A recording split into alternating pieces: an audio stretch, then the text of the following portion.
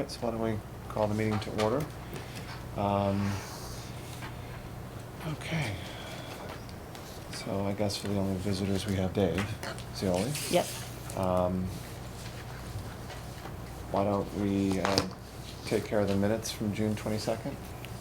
Did folks have a chance to take a look at those? Mm-hmm. Any additions, changes, comments? No?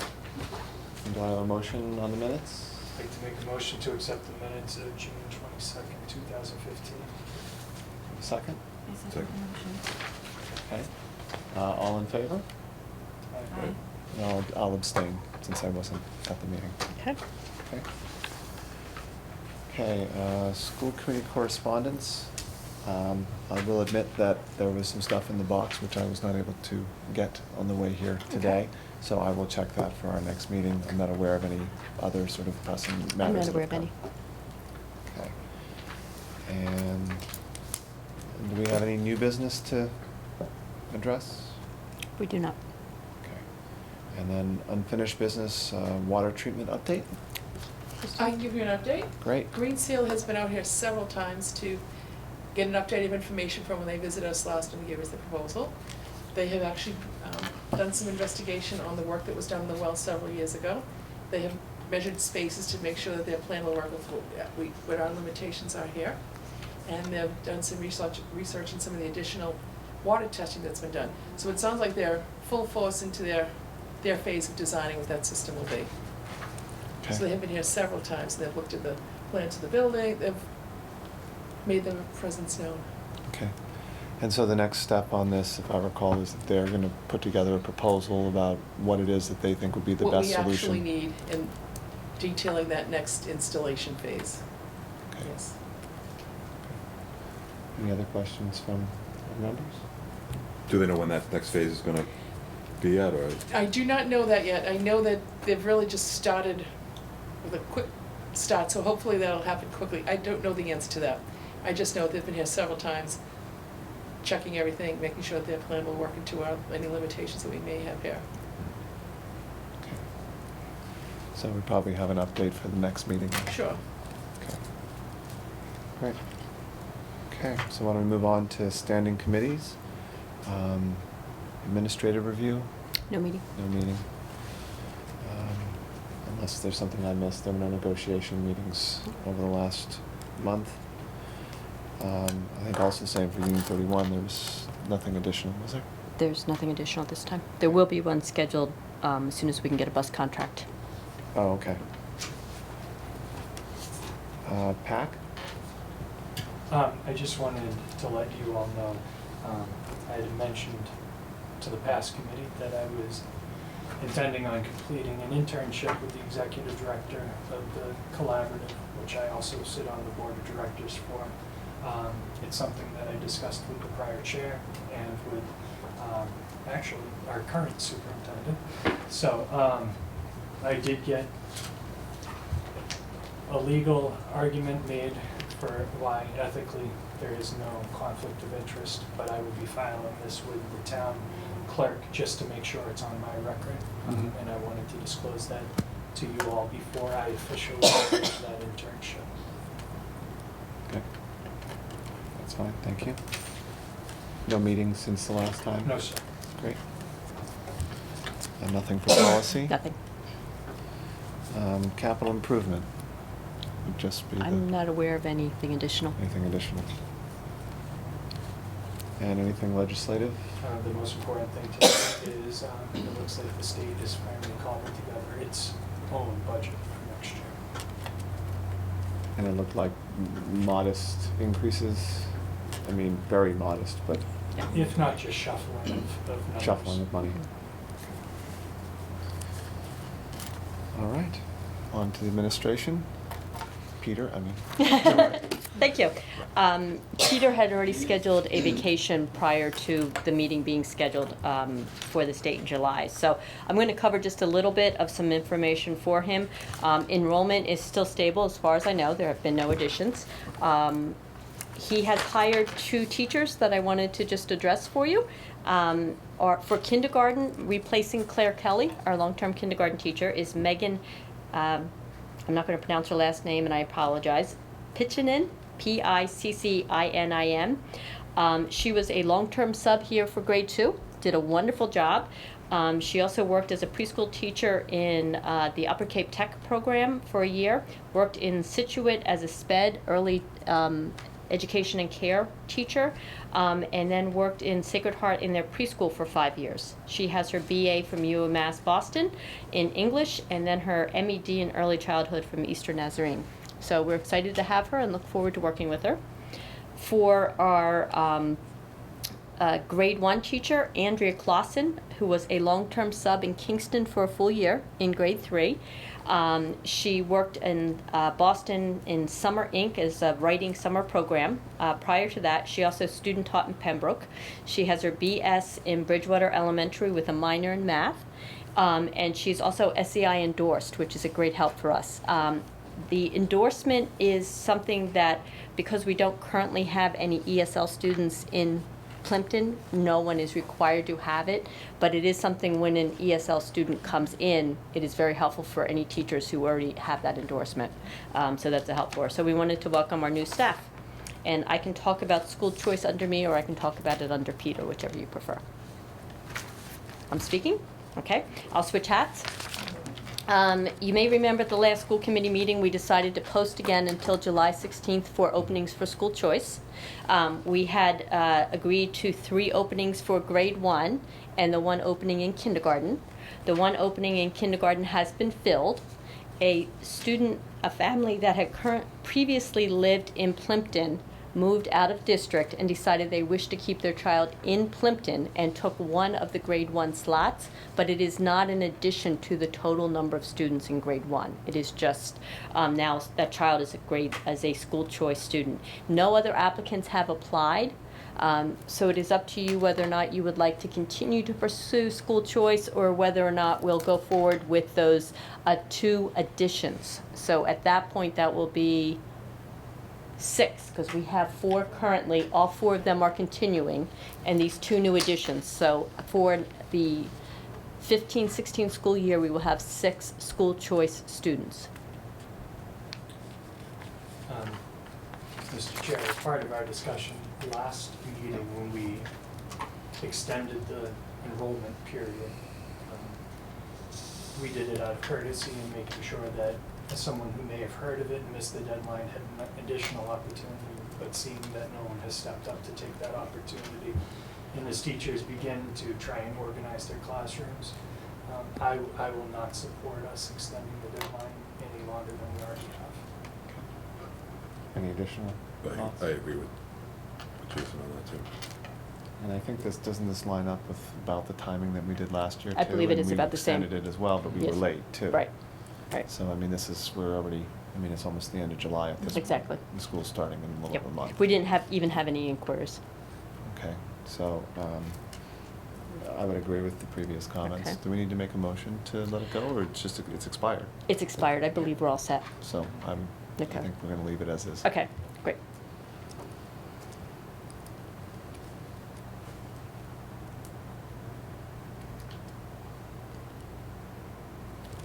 And that's all I have for Peter. If you like, I could tell you a little bit about some topics we talked about in terms of building issues. There had been a little bit of questioning regarding the parking lot and who is Yep. responsible for the parking lot and the driveway. Peter's going to be contacting the town to have a conversation with them. He didn't have an opportunity to do that before he left, but I have had that conversation with him. We want to make sure if it is our responsibility that we're maintaining it appropriately. We're not actually 100% clear yet whose responsibility that is in terms of the driveway and the parking lot. It was a rough winter last year, so Right. as every road, it could use a little bit of updating. So that's in process. The other thing we spoke about was the playground. As part of opening school, we always have our buildings inspected to make sure it meets all the criteria. We're going to make sure that the playground is also inspected, just to keep up to date, which may at some point become a little bit more of a capital item. But at this point in time, we just want to make sure everything's maintained and safe and is accessible for our students. Yeah, and I know that the parking lot's just and driveway is just one of those things that sort of had occurred to me, especially this winter as we sort of watched it get a little more beat up, just to make sure that it was on our radar screen. Because clearly if some work needed to be done and it was determined that it's the school's responsibility to deal with that, that becomes something that we have to start thinking Think about. about very quickly, because Absolutely. it won't be, I don't think anything to do with it would be inexpensive. No, they generally aren't. So, okay, great. Okay, so then, that would move on, anything from CASA? They're having a meeting tonight. I don't know if I'll be able to attend, but I've been in touch with both of the liaisons, so I can speak with them and get that information for next month. Right. Excellent. And I know I think you had given an update last time about math night and some stuff that CASA had done as well, so, great. Okay. So, let's move on to fiscal year 2015 closeout. Yay. Yeah. We made it through the end of the year with our budget.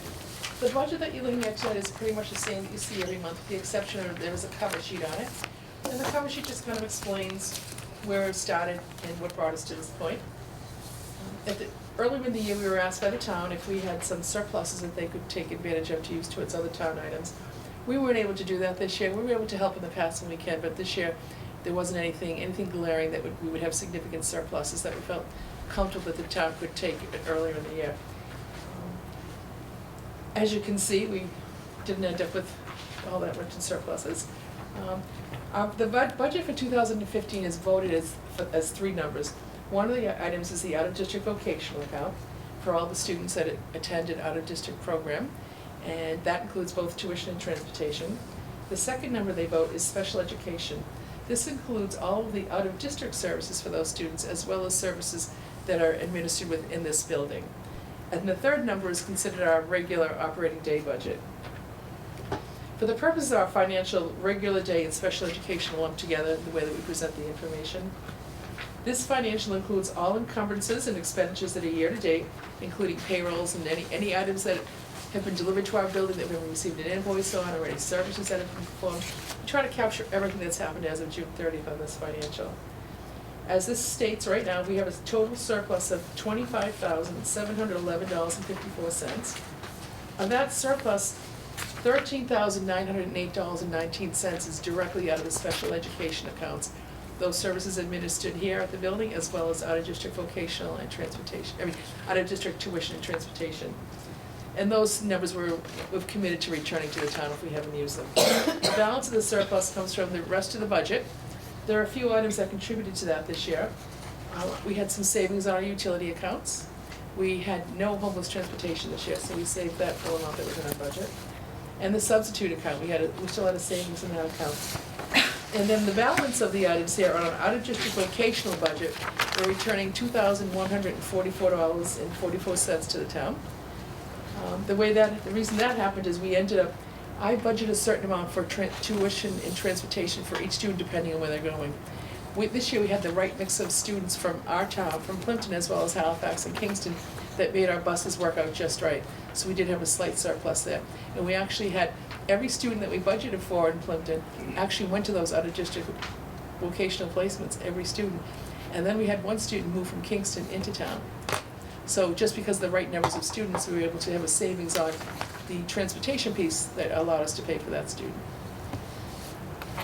And I think that's it for right now. Are there any questions?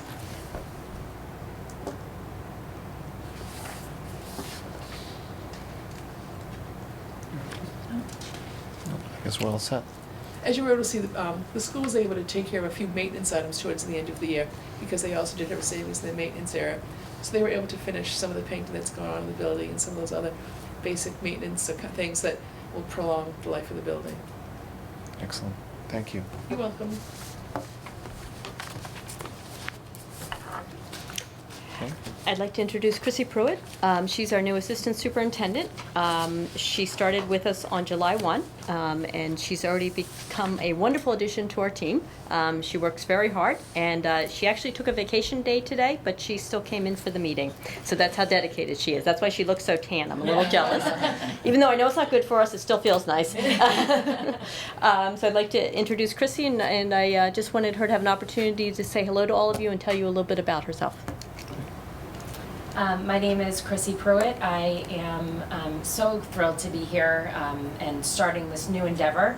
I felt so welcomed, and everybody has been so kind and wonderful in the start. So I appreciate all of that. I am entering my 18th year into education. I spent my first 12 years in Boston Public Schools, where I had various roles, and then my last stint was in Rockland as an elementary school principal. So now I'm here and just thrilled with this new endeavor. I live in Whitman, so I'm very close. And I have 2 boys. Jake is 10 and Tyler is 7. So I might be seeing some of you out on the ball fields, which is actually why I'm tan, is because I spent all weekend on the baseball field.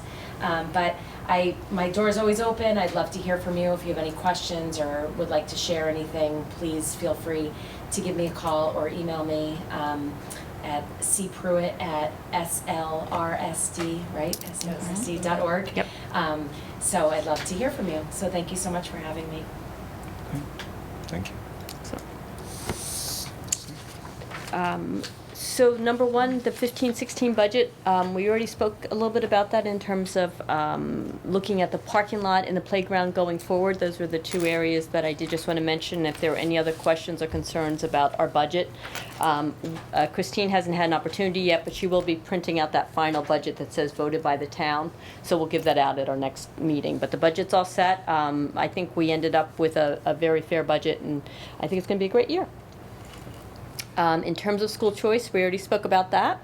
So the third item that was under me was David Zioli, our food service director. We have been struggling in all of our schools with food services.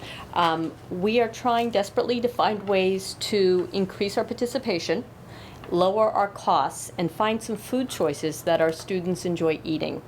With the new nutritional guidelines, it has been difficult to have that happen.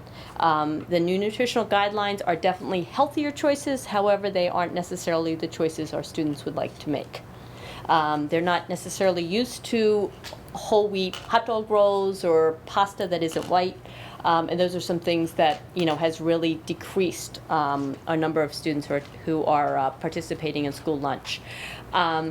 So this has been a problem again in all of our buildings. Plimpton currently charges only $2.25 for lunch. It is the lowest in all of the districts. Mr. Zioli would like to make a recommendation to increase our school lunch cost by 25 cents to $2.50. We currently are in a deficit in our food service program of a little over $8,000. So we do need to find some ways of addressing that by increasing by a quarter, and if we have an somewhat increase of our students or even the same number, it would increase our revenue by $2,475 for his information. The other thing you may remember is we tried to get a breakfast program going last year. We're really going to try to focus on that for next year. We believe by having a breakfast program here at our Dennett, and this is going to be our first district trying a breakfast program, but it's a great size. It's a school environment that we're comfortable doing this in. We believe we'll also be able to increase our revenue. In order to make an increase in school lunch, it does have to be a motion by the school committee. Mr. Veneto would then, when he gets back, send out an email, and when he sends kind of a welcome back letter, we'll make sure we send a hard copy also.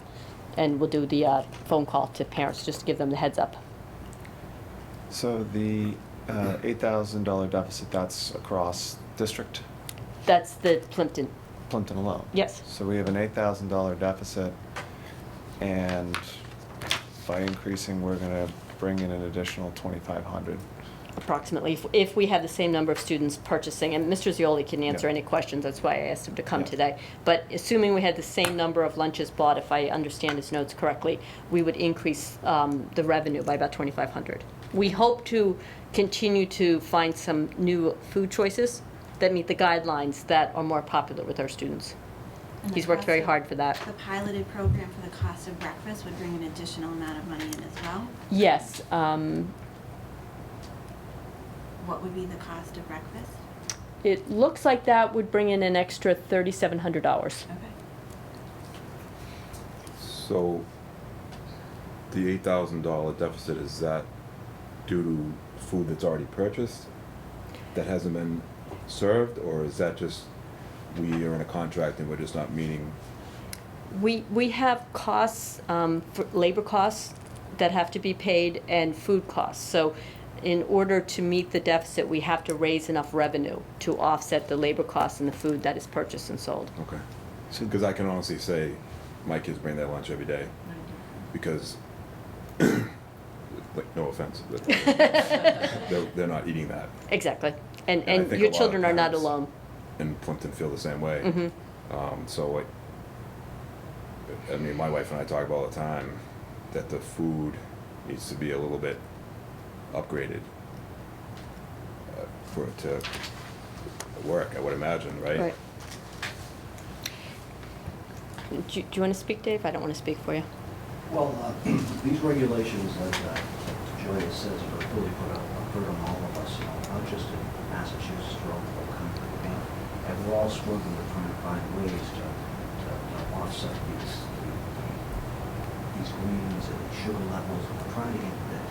We're trying to experiment with some smoothies. We tried that a little bit here. We want to try to experiment and get some items in here that the students will purchase. The guardians and the parents feel that the quality of food is broken online at this point. So we have a manager at the Dennett school who's very aggressive. She's working very hard trying to work with the students. She's increased her staff meals. She's trying to work, and she's also pushed for this breakfast program. She knows how important it is for our children. So I believe that we have a combination of the 25-cent increase plus when we get this breakfast program in. And I base my numbers off of, say, 15 children a day at breakfast. I think 15 is reasonable, especially where we have students that are free and reduced, because breakfast programs are targeted for those students. Oftentimes those students aren't getting the nutrition at home that they could get here at school. So it's our breakfast program. I've had a tremendous amount of experience with breakfast programs. Some of them work extremely well, some of them cannot work at all. It all basically depends on everybody. Everybody has to work together to make a breakfast program. There's pros and cons and difficulties. But some of the breakfast programs I've always seen that are so successful. And I think the Dennett school will be my children went to school for. We've actually formed a subcommittee on the Silver Lake level to try and address this concern. So we're going to be looking at a lot of different ways of whether it's a survey to students, a survey to parents, some things like that, to try to figure out what is it that we're looking for that we can do to try to increase student participation. Again, there's legal nutritional guidelines. So even though students might always want a hamburger or pizza or whatever, chicken nuggets, whatever it may be, there are balances that we have to provide in terms of some fresh fruit. I understand that, but I'm just trying to think back. I think they have like corn listed as a vegetable, right? Mhm. It's more like a starch. It's not even. Again, we don't make the guidelines. We just have to meet them. That's the We just don't problem. let our children eat that stuff. So, and Right. a lot of people think that way. No, I understand that. Yeah. It's just, It's frustrating. It's frustrating for you as a parent, and it's frustrating for us because, again, our food service program it wasn't as much of an issue. It's been since really 2012. 2009, we started having some issues, but in 12, when those new guidelines really went into effect. And again, they are healthier. However, So- we all like a good big chocolate chip cookie, so they're just not optional Yeah, anymore. but my guess is it's two parts. Mhm. And that one is, I'll admit, I like a hot dog roll that's a hot dog roll, I recognize. Yeah. Although the whole wheat ones aren't so bad, some things, and I do not like whole wheat pasta, I'll tell you that right now. I'm gonna have pasta, know that. Yeah. But there's a lot of things that are available, like for instance, and now we're going way off of, what kids perhaps eat, but this is a good example. Whole wheat couscous and regular couscous. Mhm. There really isn't much of a difference by Right. the time it's done. You Right. can't, that's one that you can't tell. Right. But I think in one instance, it is sort of, I think for some parents, I'm sure it is the, to your point, the quality of the food. Mhm. There's, given all of the different things about whether it be hamburgers and how they're produced and all that, I know my wife will not let my son buy a hamburger unless she had served the hamburger to them, or at a restaurant where we know they're using grass-fed beef for various other reasons, Right. nutrition and, Sure. and belief reasons. And so I think that's part of it, and then the other part is the kids aren't eating what we're able to serve them, would think, because of the budget to some extent. Right. I mean, is that correct? We're trying to do something that's very difficult here. Exactly. And Jamie Oliver nearly got run out of Absolutely. was that Kentucky that he was in? Yeah. He proved that you could do it, but Right. it's put everything on its head. Right. So it's very difficult, and you don't have an easy job in trying to figure this out. I guess the part that I'm trying to figure out is that, okay, $2.50 a day to give somebody lunch. I'm not sure I could get enough food out of the vending machine to get me through the afternoon Sure. for $2.50 a day, Sure. let alone be lunch. Right. So, does the 25-cent increase truly give us what we need to sort of take this next big step, or is this more of an issue that we need to deal with? And I assume this deficit is what we would face next year if things stayed the same, or we have the deficit now? With the deficit now. How can we have a deficit, or that other money got used to supplement that? The Dennett is a satellite campus of Silver Lake's lunch program. Yeah. Because years ago, they didn't have the resources to fund their own lunch program. So right now, there's the middle school, the high school, and Dennett. And Dennett is one of the ones that is struggling. The high school seems to be doing better, the middle school's struggling. We've actually just visited that issue with the lunch prices. So the rest of the program is kind of offsetting that. But when Mr. Zioli is able to take a look at what he's actually purchasing for the school for supplies, what he's actually paying for labor, and what he's actually bringing in for receipts, that's how he determines what that deficit is. Okay. Yeah, I'm not doubting. I'm really trying to just dig in a little bit. And I would imagine it's just gonna keep growing. Exactly. And then, Unless we start addressing it. right, but then even the middle school too, when you have Absolutely. these, the fifth and sixth now, when they go, Yep. and they're used to bringing their lunches, it's gonna snowball into, Correct. keep Exactly. snowballing into the middle So school. we're our hope is to increase, Kingston, for whatever reason, is doing okay. What is Kingston doing? That's, some of what we're trying to figure out. What's the difference of what's going on in Kingston? So Or do they just have volume? I think that could be a big piece of it. I think that definitely could be a big piece of it. What is our percentage of free and reduced lunches, do you know, with our population? Somewhere between Is it 13 and similar? 16%. So is that similar across the board, or Yes. do we have more in a smaller population? Okay. No, it's about the same. Okay. They're all about 13 to 16. Is that what you have? Yeah, you Because have, it's based on we- Title I. Yeah. We have 51 free and 5 reduced here. Okay. We have population. Okay. And this chart here that I do shows that in the Dennett school, 68% of those students that qualified for free had lunch. For the reduced, it was 78% of those students that qualified for reduced Right. had lunch. Only 34 of those students that qualified for full day. That's, we need to really get that number up. So, I'm sorry, we're gonna go down this rat hole. So that I understand, so when we have free or reduced, do we get funds back? Yes. At the rate for that? Yes. Okay. If we increase, does the cost of lunch does that factor into whether someone qualifies for No. reduced? No. Good question. That's not right. Right, because we could be crossing a threshold where some families currently are comfortable paying but don't qualify for free and reduced. And we could be putting a burden on a family of 2, 3, 4 students who buy lunch every single day. So even though 25 cents is modest, it is 10% increase in the total. I'll be quite honest, I don't think the 25 cents is gonna fix the problem. It won't. However, there's federal guidelines that say lunches should be $2.75, so we are extremely below it.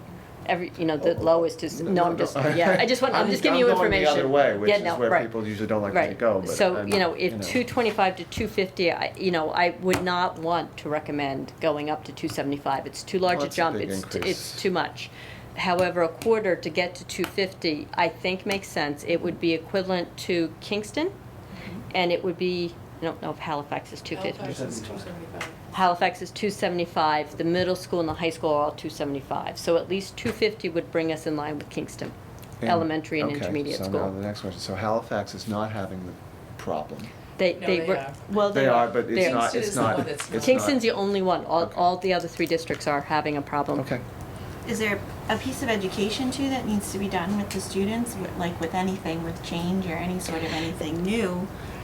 Sometimes pieces of education need to be done, and I don't want to put anything more on a teacher's lap, Right. believe me, because I am in that Right. teacher realm as well. Sure, But yeah. sometimes, Right. is it coming in someone? I don't know. Is it somebody at lunch? Is it, have any of those pieces been done with the kids as well? We updated all the cafeterias.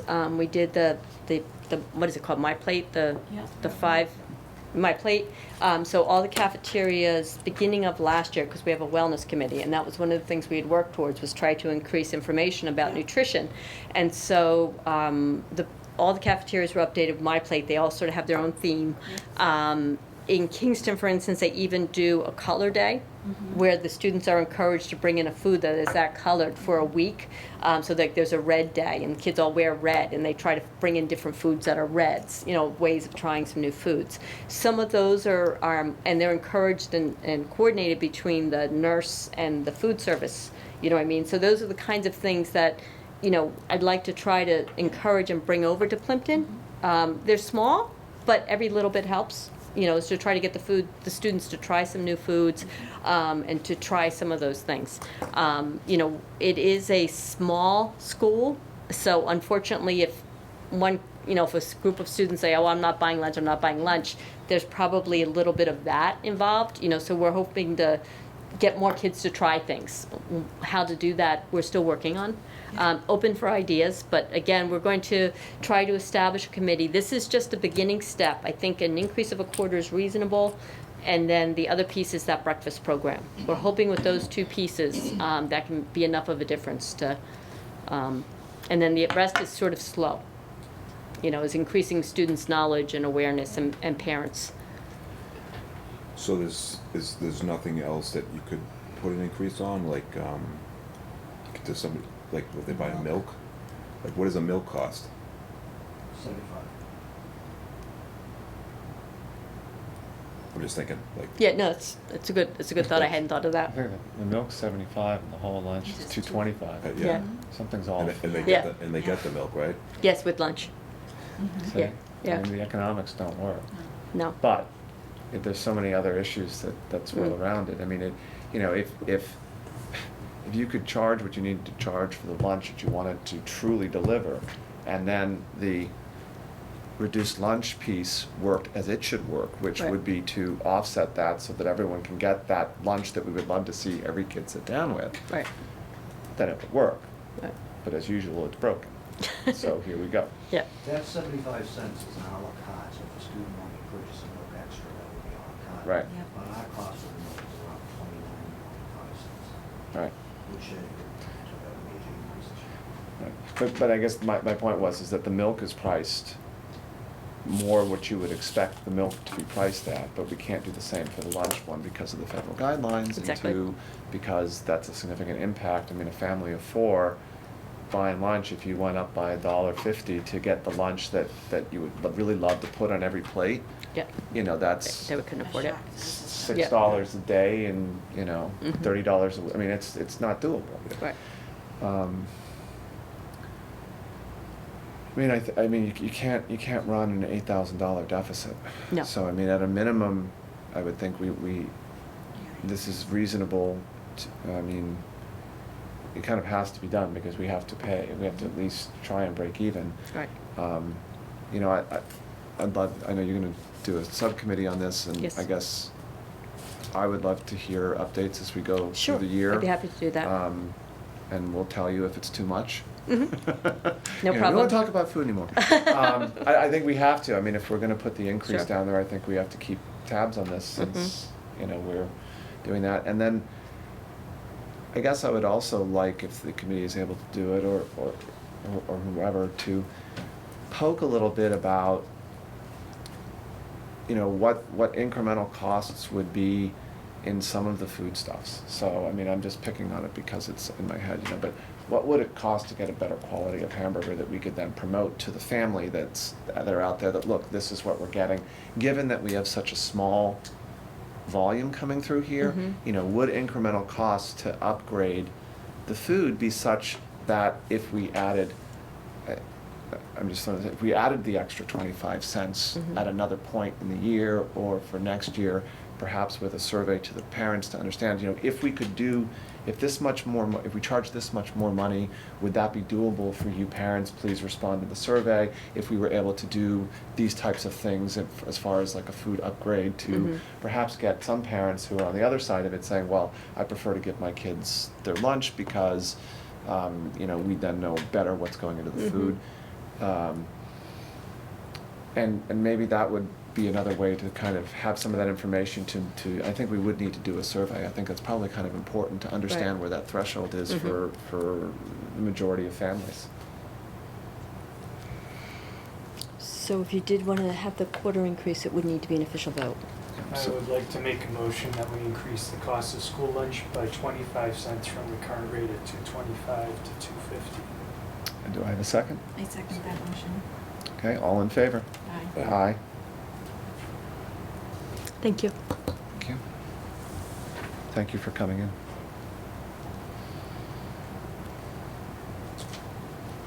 That's all I have. Okay.